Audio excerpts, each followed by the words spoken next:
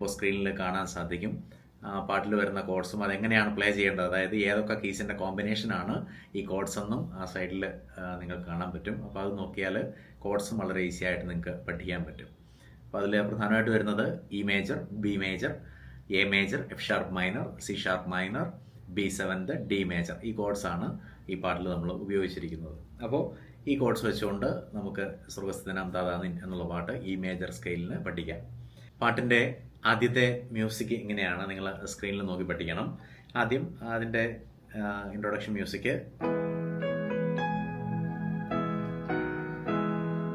ഇങ്ങനെയാണ് അത് പോകുന്നത്. അപ്പോൾ അത് വളരെ സാവധാനം ഒന്നുകൂടെ കാണിച്ചു തരാം. നിങ്ങൾ ആ സ്ക്രീനിൽ നോക്കി അത് പഠിക്കണേ.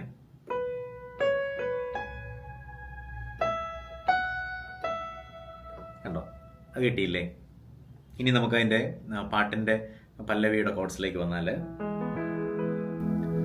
സ്വർഗസ്ഥിതനാം ദാതാനിൻ നാമം പൂജിതമാകണമേ, നിൻ രാജ്യം വന്നിടണമേ, പരിശുദ്ധൻ നീ പരിശുദ്ധൻ.